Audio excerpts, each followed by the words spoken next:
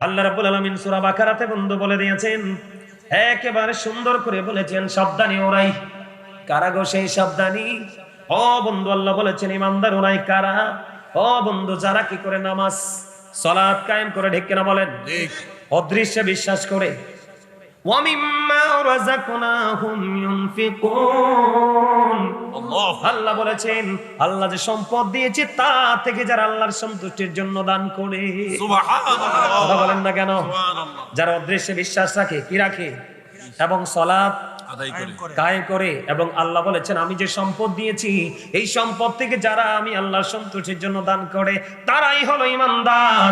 আপনি নামাজ পড়লেন, আপনি বিশ্বাস করলেন, কিন্তু পকেটে টাকা আছে, আল্লাহর সন্তুষ্টির জন্য দান করলেন না, আপনি 100% ইমানদার হিসাবে বিবেচিত হবেন না। বলে হুজুর, দানের মানে কি? এদিকে তাকান, দানের মানিটা আল্লাহর হাবিব একজন অসুস্থ সাহাবীকে দেখতে গেলেন।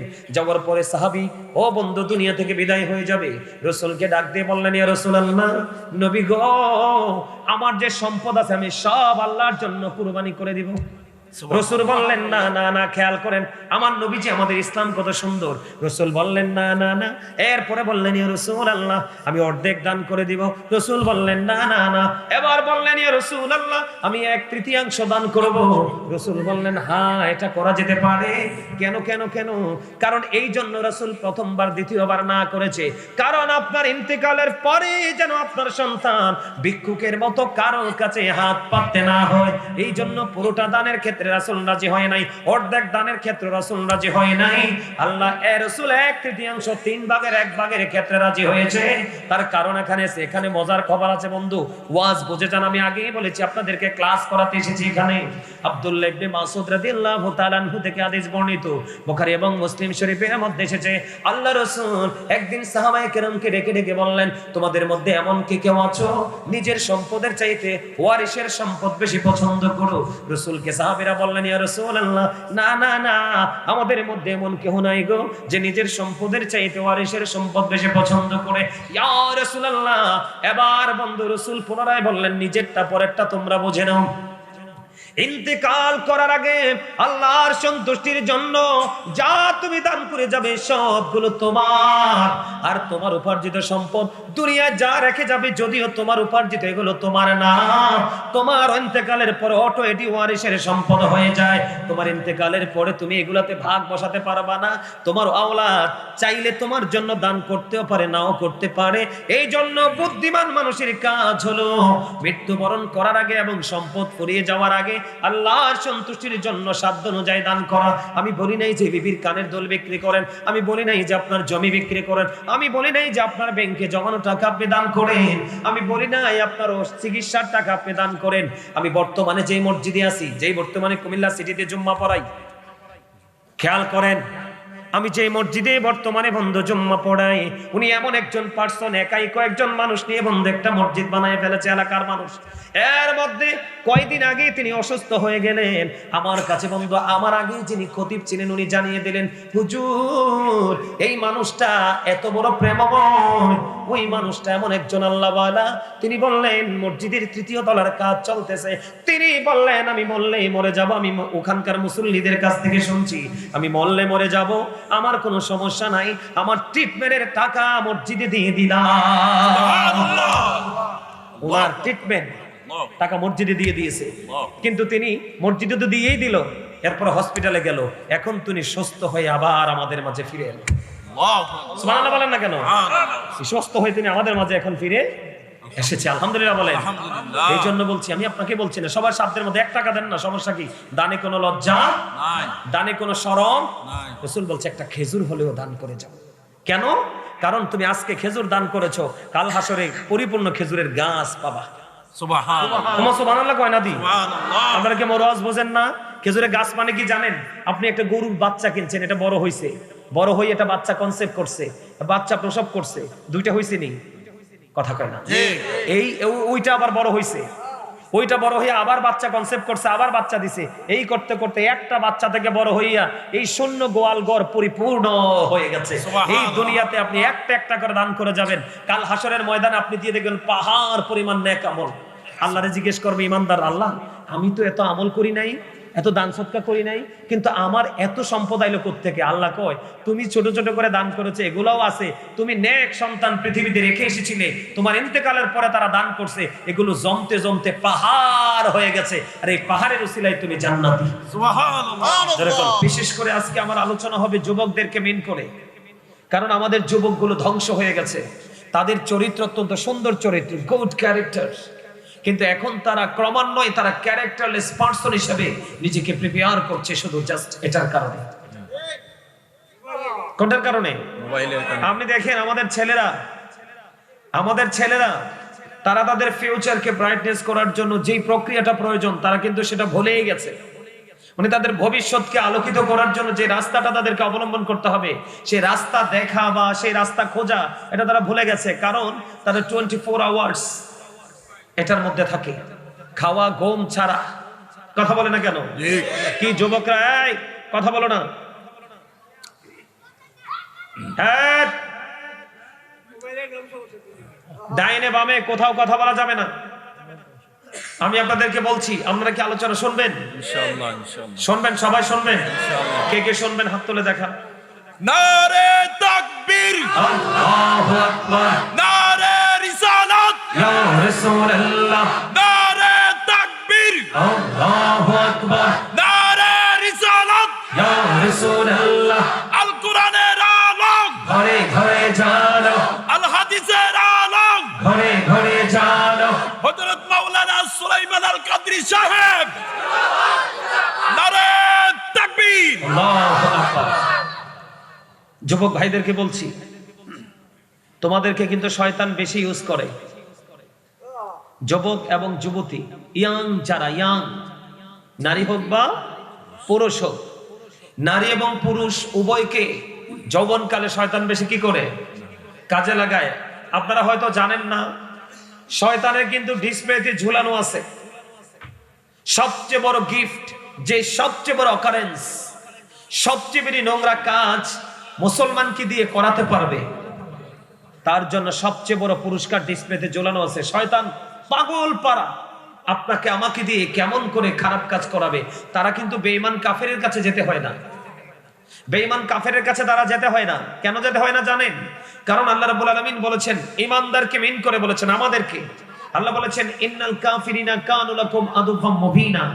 আল্লাহ বলেছেন, দ্য হেরিটেক্স are the eternal enemy of the believers. ঈমানদারদের প্রকাশ্য শত্রু হলো বেঈমান কাফেরেরা।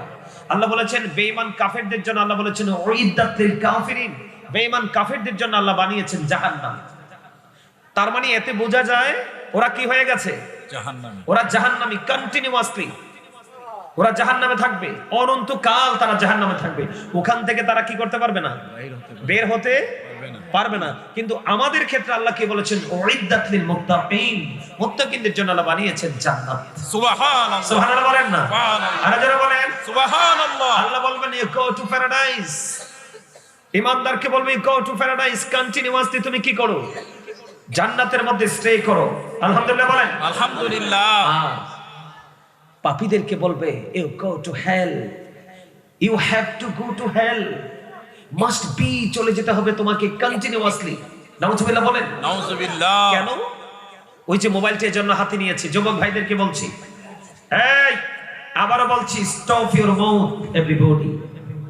আমার আলোচনা শুনতে হলে কন্ডিশন তিনটা মানতে হবে। কয়টা? First condition, stop your mouth everybody, সকলের জবানকে বন্ধ রাখতে হবে। Second condition, you listening my lecture very attentively, আমার কথা সবাইকে মন দিয়ে শুনতে হবে। থার্ড কন্ডিশন, আপনি যদি বলেন আই সে ডোন্ট অ্যাকসেপ্টেবল, আমি বলবো I say go to your seat out of sight, আপনি আমার সীমানা ছেড়ে বাসায় চলে যাবেন। কারণ আপনার এই বডিটা কিন্তু আসল নয়। এই যে মানুষ, এদিকে তাকান, এখানে শুধু কথা চলবে কার? আল্লাহ। আমার। আমার এই মুহূর্তে কথা বলবো কে? কথা বলে না কেন? আমি, তাই না? কিন্তু কথাগুলো কার? আল্লাহ এবং আল্লাহর রাসূলের। জবান কার? আমার। আর আপনারা কি? আমার আগে হুজুর বলে গেছে আপনাদেরকে স্টুডেন্ট হতে বলছে না? কথা বলেন না কেন? আপনারা স্টুডেন্ট হয়ে বসে যান। কি হয়ে? আপনারা নিজেদেরকে স্টুডেন্ট মনে করে এখানে বসে যান। আপনার ফিউচারকে ব্রাইটনেস করা সম্ভব হবে। সম্মানিত উপস্থিতি, এই যে মোবাইলটা হাতে নিলাম, কেন নিলাম? আমাদের জন্য আল্লাহ বানাইছে কি? জান্নাত। কিন্তু আমরা যাব জাহান্নামে। ম্যাক্সিমাম লোক, বেঈমান কাফের মুশরিকরা তো এমনিতেই জাহান্নামী। আমরা মুসলমানের মধ্যে দল হবে কয়টা? 73টা। কয়টা? আমরা মুসলমানের দল হবে কয়টা? 73টা। এর মধ্যে 72টা দলই যাবে জাহান্নামে। মাত্র একটা দল, নাউজুবিল্লাহ বলেন না, মাত্র একটা দল যাবে জান্নাতে। কয়টা দল? এটা আমি বলিনি, রাসূল বলে গেছেন, মা আনা আলাইহি ওয়া আসহাবি। রাসূল বলেছেন আহলুস সুন্নাহ ওয়াল জামাত ইজ দ্য বেস্ট পার্টি। আহলুস সুন্নাহ ওয়াল জামাত কে রাসূল জান্নাতের ঘোষণা দিয়ে গেছে, আর একটার জন্য জান্নাত বরাদ্দ নেই। এটা আমার কথা নয়, রাসূলের কথা। এখন রাসূলের কথা সত্য না মিথ্যা? আমরা কি বিশ্বাস করি? কে কে বিশ্বাস করেন? সবাই। তো সবাই বিশ্বাস করলে হাত তো এমনি উঠবে না, হাত উঠবে এভাবে। কারণ আল্লাহ দুর্বল ইমানদারের চাইতে শক্তিশালী ইমানদারকে বেশি পছন্দ করে। হাত নামান। বলেছেন কে? যুবক ভাইদেরকে বলছি, যুবক ভাইদেরকে বলছি, কারণ আমার ওয়াজ আজকে যুবকদেরকে নিয়ে। কারণ মুরব্বীদেরকে ওয়াজ শোনানোর দরকার নাই, ওরা এমনিতে আল্লাহ আল্লাহ রসুলের প্রেম অন্তরে জমায়ে রাখছে। কথা বলে না কেন? মাহফিল বলেন, মসজিদ বলেন, দানের ক্ষেত্রে বলেন, যেই কোনো জায়গায় গেলেন, আগে কারা? মুরব্বীরা না? আগে মুরব্বীরা। কিন্তু আমাদের ছেলেরা আগে থাকার কথা ছিল, কারণ তারা তো অনেক স্ট্রং, তারা শক্তিশালী, ঠিক কিনা বলেন? কিন্তু তারা যাচ্ছে না কেন?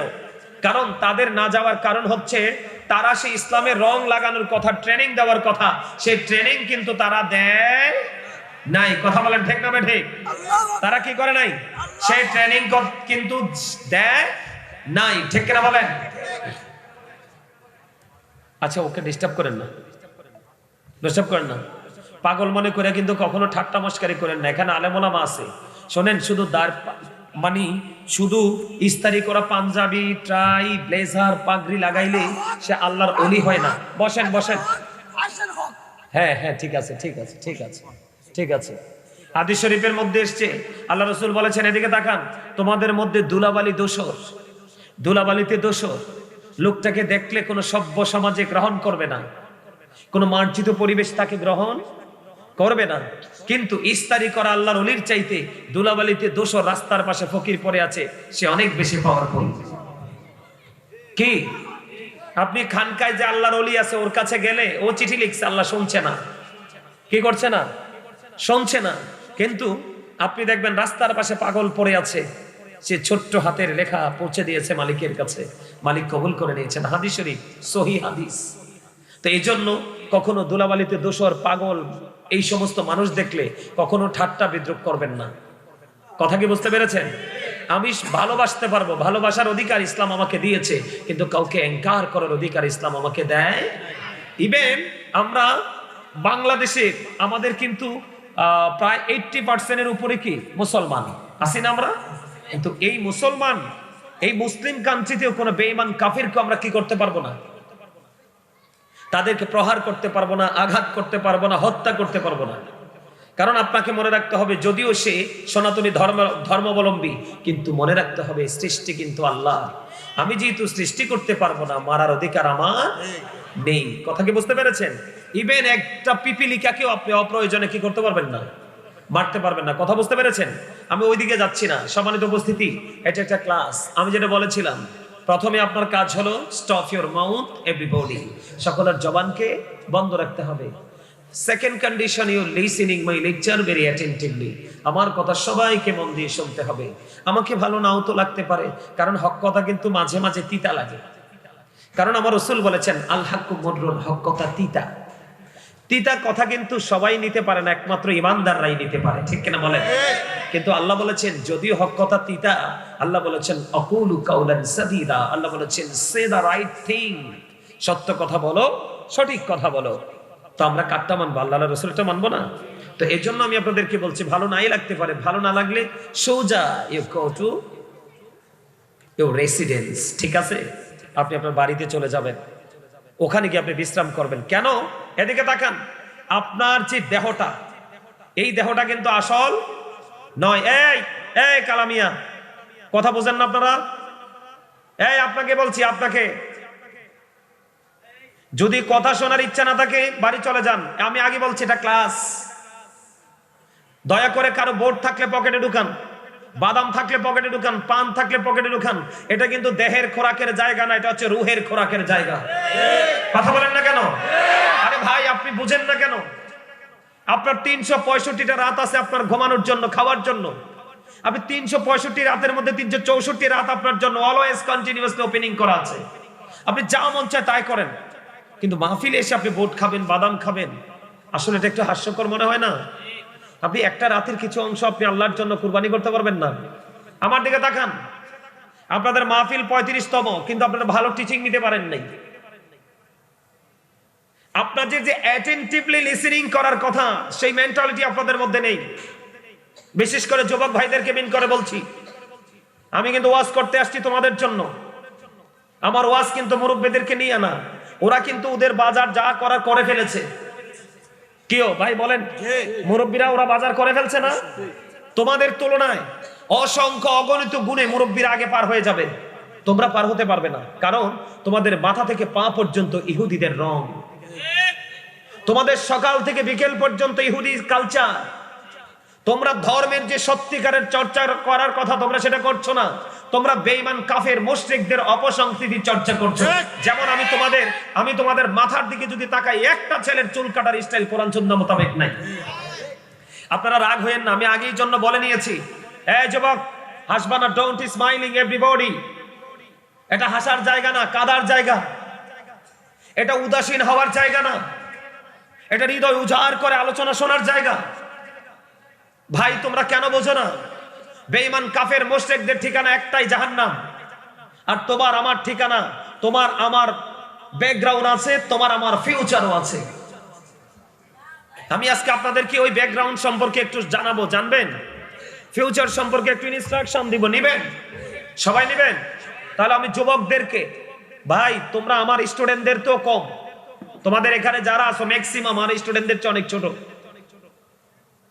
তোমাদেরকে বলে দিতে চাই, কারণ আমি দীর্ঘদিন শিক্ষকতা করেছি, একটা না 14 বছর। কত বছর? 14 বছর। অসংখ্য গণিত স্টুডেন্ট আমার হাতের গড়া আছে।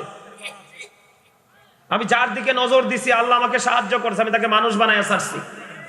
আমি সেই ছেলে। আমি তোমাদের জন্য আজকে আসছি, কারণ আমরা এতটা হতভাগা জাতি। কোন বেঈমান কাফের মুশরিক যদি আমাদেরকে আক্রমণ করে, আমরা কিন্তু প্রতিহত করতে পারবো না। তার কারণ ইসলাম আমাদেরকে প্রতিহত করার এবং তাদেরকে সামনে দাঁড়াবার ক্ষমতা শিখিয়ে দিয়েছে, কিন্তু আমরা আজকে সেই ট্রেনিং নিচ্ছি না। আমরা শুধু ওই ট্রেনিংটা নিচ্ছি, মার খাওয়ার ট্রেনিং। এই জন্য যুবক ভাইদেরকে বলছি, তোমরা দয়া করে একটু কথা বলবে না? কারণ তোমরা তো 24 ঘন্টায় মোবাইল টিপো। আজকে না হয় 2 ঘন্টা আমার জন্য বরাদ্দ দিলা। 24 ঘন্টার মধ্যে 22 ঘন্টা যে সময় দিয়েছো, আর 2 ঘন্টা সময় দিয়ে বুঝতে পারবো ওই 22 ঘন্টা তুমি কাকে দিয়েছো। আমি তোমাদেরকে বলি, এই যে মাথার চুল কেটেছো, এদিকে দেখাও। তোমরা যে চুল কাটছো, এই চুল কাটার স্টাইল ইহুদিদের স্টাইল। তুমি যদি টুপি না পরো, ওয়াল্লাহি আল্লাহর কসম করে বলছি, তুমি যদি কোনো হিন্দু খ্রিস্টান বৌদ্ধের ছেলের সাথে হাঁটো, তুমি মুসলমান কিনা আমি সন্দেহ পোষণ করব। কথা বলেন না কেন? আমি সন্দেহ পোষণ করব, কারণ তুমি মুসলমান হিসেবে তোমার যে বডি স্ট্রাকচার থাকার কথা, সেই স্ট্রাকচারটা তোমার মধ্যে নেই। তুমি সেটাকে বিলীন করে দিয়েছো। কেন? কেন তুমি বিলীন করে দিলে? আমি তোমাদেরকে বলি, অত্যন্ত দুঃখের সাথে বলছি, তোমরা ম্যাক্সিমাম ছেলেদের পরনে জিন্স প্যান্ট, 2-1 ছাড়া হাজারের মধ্যে তোমার 995 বা 98 জনের প্যান্টটাই নাভিটার নিচে।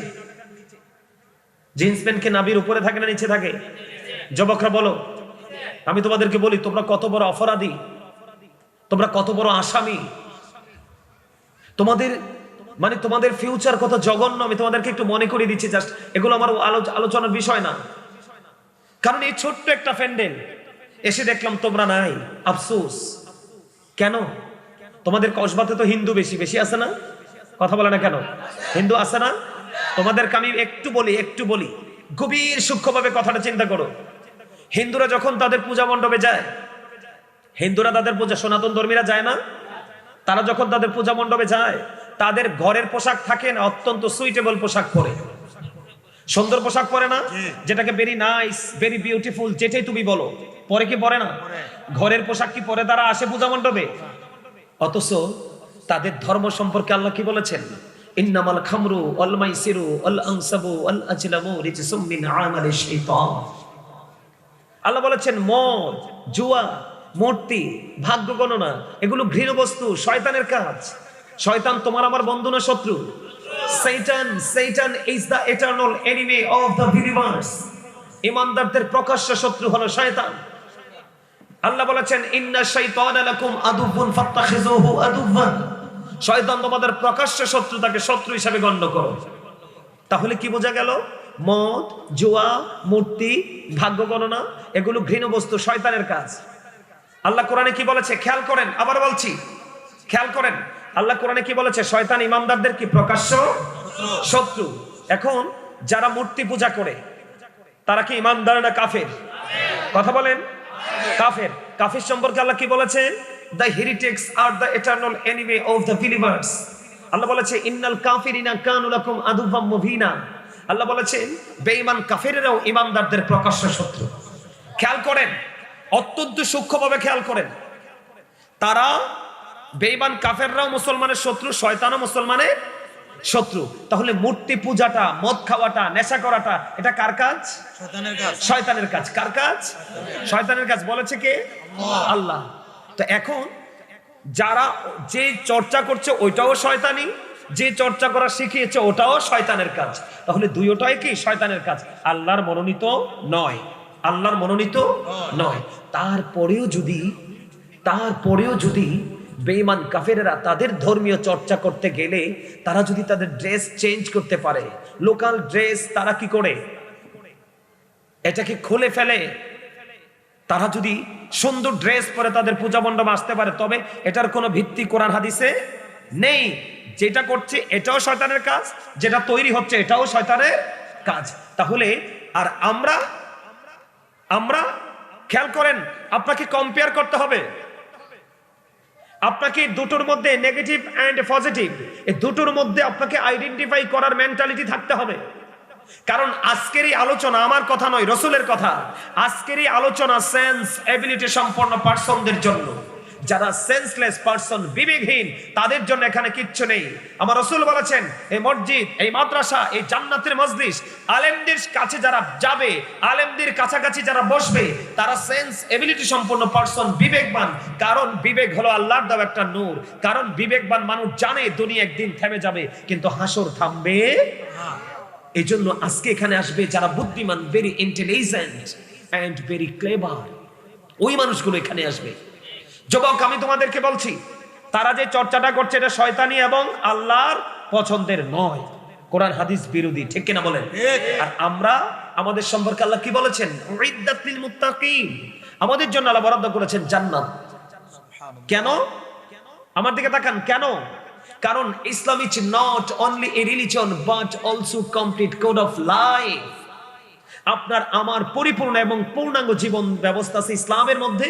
তার কারণ হলো ইন্না দীনা ইনদাল্লাহিল ইসলাম। ইসলাম হলো আল্লাহর মনোনীত ধর্ম। জোরে বলেন না সুবহানাল্লাহ।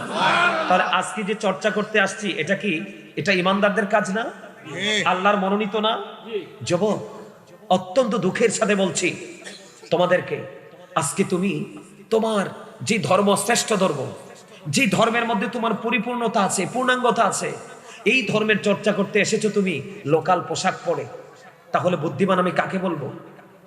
বলো। যুবক ভাইদেরকে প্রশ্ন করেছি, তোমরা বলো।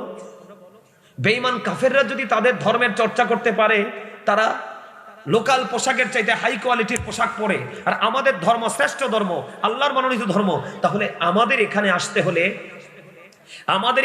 হলে কিভাবে আসা উচিত ছিল? কথা বলেন না, কথা বলেন। আমাদের এখানে আসার আগে আমাদের কি ড্রেসটা চেঞ্জ করার কথা ছিল না? কিন্তু কেন চেঞ্জ হলো না?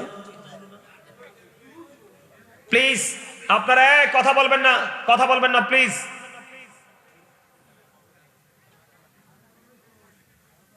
আমি আমি আমি আপনাদেরকে আজকে কি করাতে এসেছি? ক্লাস কথা বলেন না। আপনাদের কাছে মনে হচ্ছে নি আপনারা ক্লাস করছেন? তো আপনাদের কাছে ক্লাসের মতো মনে হচ্ছে? বুঝতেছেন? বুঝতেছেন? এই প্রশ্নটা কি অত্যন্ত দুঃখজনক না? দাদু ভাই আপনি একটু দাঁড়ান। আপনি হ্যাঁ আপনি দাঁড়ান। যুবক ভাইদেরকে বলছি, ওনাকে দেখো তো, এদিকে কষ্ট করেন একটু, জাস্ট এক্সাম্পল। ওনাকে দেখো তো একটু। ওনাকে দেখলে কোন মানুষ কি পকেটে হাত রাখতে পারবে না সালাম চলে আসবে? সালাম চলে আসবে। কথা বলে না কেন? ঠিক। কেন? শুধুমাত্র তার ড্রেস আপের কারণে। কত সুন্দর পাঞ্জাবি পরা রাসূলের সুন্নাত, টুপি পরা রাসূলের সুন্নাত। বসেন, কষ্ট দিয়েছি আপনাকে। একটা সুন্নাত কি যদি তুমি জিন্দা করে ইন্তেকাল করতে পারো, 100 শহীদের মর্যাদা নিয়ে তুমি জান্নাতে যেতে পারো। আর তোমরা যুবকরা, তোমরা যুবকদের থেকে যে কোনো একজন দাঁড়াও। তুমি দাঁড়াও, তুমি হ্যাঁ তুমি দাঁড়াও, দাঁড়াও, কাপড় গোছাতে হবে না, দাঁড়াও। এই ছেলেটাকে দেখেন তো, বসো।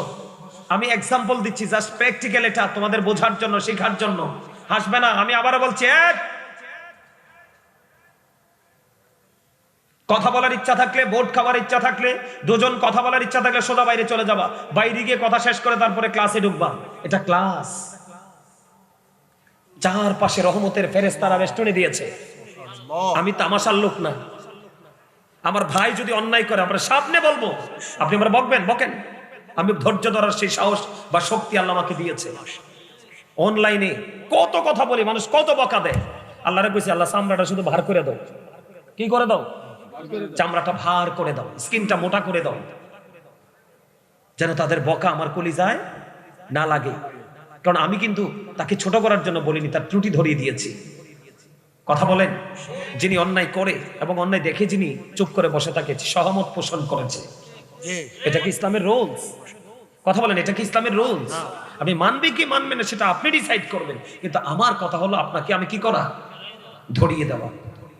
যুবক ভাইদেরকে বলছি, বেঈমান কাফেররা তাদের ঠিকানা জাহান্নাম। তাদের ধর্মের কোনো ভিত্তি কোরআন হাদিসে নাই, তারপরেও তাদের ধর্ম চর্চার ক্ষেত্রে তাদের অঙ্গে জড়ানো থাকে সুন্দর পোশাক।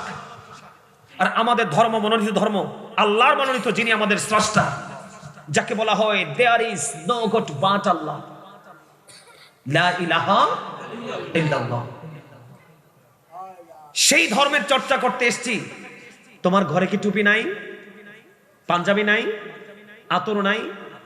তোমরা ইয়াং ম্যান, তোমাদের গায়ে থাকবে সুঘ্রাণ, কিন্তু তোমাদের গা থেকে আসে ঘামের গন্ধ। গন্ধ তো তুমি যখন কাজে থাকবে, তুমি যখন তোমার জব সেক্টরে থাকবে, তখন তোমার গায়ে দুর্গন্ধ থাকবে, কারণ তুমি অনেক পরিশ্রম করছো। কিন্তু যখন জান্নাতের বাগানে আসছো, তুমি তো ফ্রি হয়ে। আজকে অনেক ম্যাক্সিমাম ছেলেরা ওযু ছাড়া আসছে, আপনি জানেন? ম্যাক্সিমাম ছেলেরা আজকে ওযু ছাড়া আসছে। জান্নাতের বাগানে আসতে কি ওযু করতে হয় না? কিন্তু তোমরা সব ভুলে গেছো। তার একটা মাত্র কারণ এই মোবাইল। একটা মাত্র কারণ মোবাইল। এই যুবক, তোমাদেরকে আল্লাহ কি বলেছে? আল্লাহ বলেছে, join with my dear people, come to my paradise. Allah বলেছেন, join with my dear people, তোমরা আমার প্রিয় লোকেদের সাথে যুক্ত হও। কাম টু মাই প্যারাডাইস, আমার জান্নাতে চলে আসো। ফাদখুলি ফি ইবাদি ওয়াদখুলি জান্নাতি। আল্লাহ সাধারণ মানুষ কি আল্লাহ জানে, তাদের ধর্মীয় গান থাকবে না, তারা অন্যায় করবে, অপরাধ করবে, কত দোষ করবে, শয়তানের ধোকায় পড়ে। কারণ শয়তান মানেই হলো বান্দার জন্য বড় একটা পরীক্ষা এবং চ্যালেঞ্জ। পরীক্ষা করিতে শুধু বান্দার ঈমান, শয়তান পাঠিয়েছেন মালিক সুবহান। দেখি বান্দা শয়তানের ধোকায় পড়িয়া, ঠিক থাকে কি যায় আমাকে ভুলিয়া। আপন কালাম বিচে পড়মিয়েছেন খোদা, আর বান্দা শয়তান থেকে থাকো জুদা।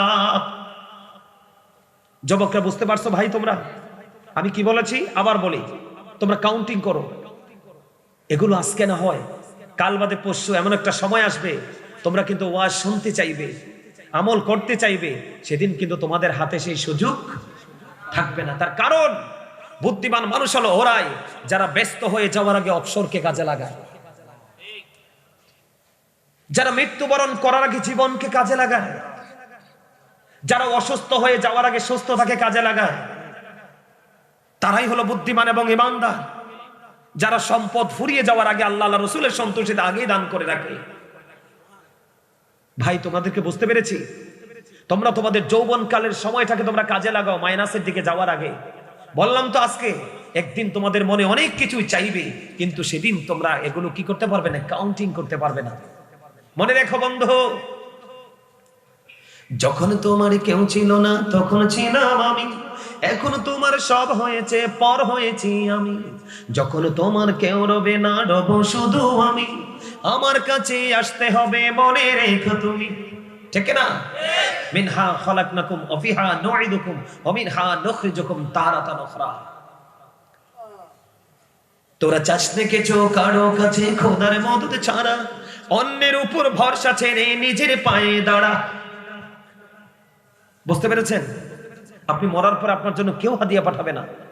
এই প্রজন্ম অত্যন্ত নিষ্ঠুর প্রজন্ম, এরপর একটা হবে আরো নিষ্ঠুর। আপনি যখন কবরে যাবেন, কে আপনার জন্য দোয়া করবে? কে আপনার জিয়ারত করবে? করবে না। কে আপনার জন্য দান করবে? এখনই সময় আপনাকে আপনার ওপারে যাওয়ার আগে আপনার বাজারটা করে নেওয়া। কথাকে বুঝতে পারেন? আমার কথা বুঝতে পারেন? আরো যারা বলেন পারেন। যুবক ভাই, আমি তোমাদেরকে মনে করিয়ে দিই, তোমরা কত অপরাধী। তোমরা বাড়ি গিয়ে শুয়ে শুয়ে একা একা চিন্তা করবো আমার কথাগুলো, যে কোত্থেকে হুজুর আসলো, আমাদেরকে শাসন করে গেল।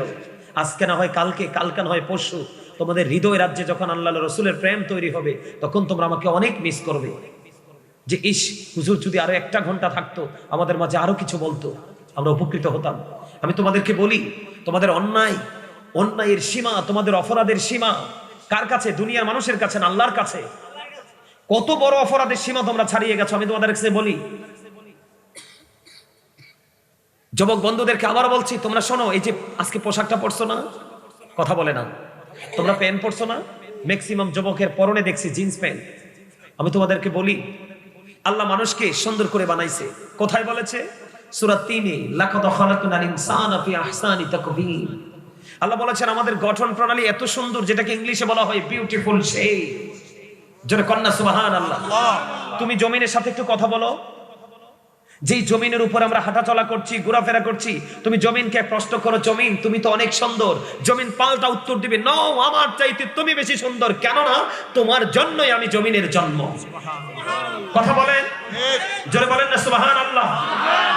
আরো জোরে। আসলে কি আমাদের জন্য না জমিন? আপনি যা করছেন জমিনের উপরে আপনার সুবিধার জন্য। আল্লাহু আকবার বলেন না। যুবকদেরকে বলছি, 30 পারায় আরেকটা সূরা আছে, যেটার নাম হলো সূরা ইনফিতর। আল্লাহ বলেছেন, ফি আইয়ি সূরাতিন মা শাআ রাক্কাবাক। আল্লাহ ক্রিয়েটেড দ্য মাইন্ড। আল্লাহ মানুষকে আল্লাহর মন মতো করে বানাইছে। এখন যুবক তোমরা বলো, আমরা কি আল্লাহর মনোমতে চলছি? কেন? কিসে বাধা হয়ে দাঁড়ালো? শুধু আমাদের জাস্ট মানসিকতা। কথা বলেন না। জাস্ট এইটুকু আমাদের মেন্টালিটি, আমাদের সেন্স, এইটুকু যদি আমাদেরকে প্রতিপক্ষ হয়ে দাঁড়িয়ে গেছে, কেননা আমাদেরকে প্রতিরোধ করার জন্য মোবাইলটাই জাস্ট এনাফ। আপনি দেখেন, গৃহবধূ হাউসওয়াইফ 3টা-4টা বাচ্চা ফেলে আরেকটা পুরুষের সাথে চলে যাচ্ছে, কোনো উকিলের দরকার নাই, শুধু মোবাইলটাই। কথা বলেন, বললাম আমি আমার আলোচনা এই দিকে না, আমি আরেক দিকে যাচ্ছি। যুবক ভাইদেরকে বলছি, তোমরা যে প্যান্টটা পরেছো কতটাও জঘন্য। আল্লাহ রাব্বুল আলামিন কোরআনে বলেছেন, ইয়া বানি আদামা ক্বাদ আনজালনা আলাইকুম লিবাসান ইউবারি সাওআতিকুম ওয়া বারিশান ওয়া লিবাসুত তাকওয়া যালিকা খায়র। তোমার সমস্যা কি? তোমার চেহারা তো অত্যন্ত সুন্দর, হাসি আরো সুন্দর, কিন্তু তোমার মানসিকতা তো সুন্দর না ভাই। আমি কিন্তু তোমাদেরকে বারবার বলছি, আমি ক্লাস করাচ্ছি এখানে, তারপরেও তোমরা কথা বলতেছো, এটা তো বেয়াদবি ছাড়া আর কিছুই না। কথা তো আমার না, আমার কথা বললে তোমরা হাসতা। আমি তো তোমাদেরকে শাসন করছি তোমাদের জন্য, তোমরা শুধু শোনো আমি কি বলছি। জীবনে কি ওয়াজ শুনছো আমি জানি না। মাহফিলের ক্যারিয়ার 3 যুগ। কয় যুগ? 3 যুগ। খামখেয়ালি কথা।